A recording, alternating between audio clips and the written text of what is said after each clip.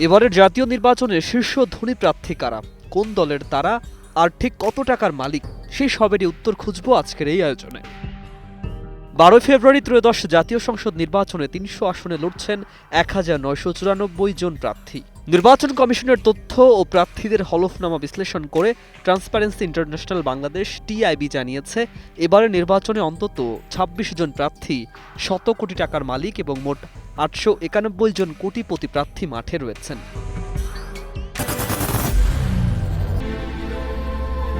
I am Ox. শীর্ষ 10 ধনী প্রার্থীর তালিকার প্রথমেই ফেনী 3 আসনের বিএনপি প্রার্থী ও দলের ভাইস চেয়ারম্যান আব্দুল আওয়াল মিন্টু। তার ও তার স্ত্রী নাসরিন ফাতেমা আওয়ালের মোট সম্পদের বাজার মূল্য 607 কোটি টাকা। মিন্টুর নিজের নামে সম্পদ 507 কোটি, স্ত্রীর নামে 100 কোটি টাকা। তার দায় 5 কোটি 15 লাখ এবং একক ও যৌথভাবে ব্যাংক ঋণ রয়েছে 280 কোটি টাকা। দ্বিতীয় অবস্থানে চট্টগ্রাম 4 আসনের বিএনপি প্রার্থী মোহাম্মদ আসলাম চৌধুরী। পরিবারের মোট সম্পদ 474 কোটি টাকা, ব্যাংক ঋণ 345 কোটি। তৃতীয় স্থানে ময়মনসিংহ 11 আসনের বিএনপি প্রার্থী ফকর উদ্দিন আহমেদ। মোট সম্পদ 299 কোটি টাকা, ব্যাংক ঋণ 15 কোটি টাকা। চতুর্থ স্থানে কুমিল্লা 8 আসনের বিএনপি প্রার্থী জাকারিয়া তাহের।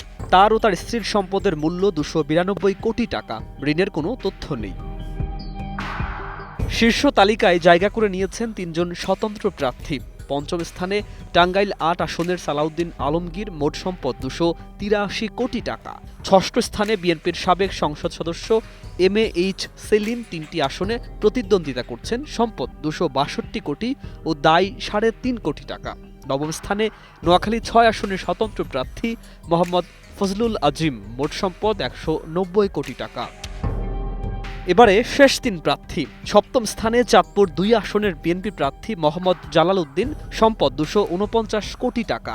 অষ্টম স্থানে বগুড়া 5 আসনের বিএনপি প্রার্থী গোলাম মোহাম্মদ সিরাজ, সম্পদ 204 কোটি টাকা, ব্যাংক ঋণ 27 লাখ টাকা।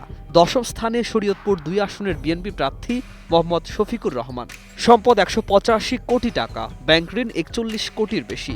এই প্রার্থীরা আর্থিক দিক থেকে অন্যদের চেয়ে এগিয়ে থাকলেও নির্বাচনী মাঠে প্রার্থীদের সক্ষমতা ও সমর্থনের দিকেও নজর থাকবে সবার।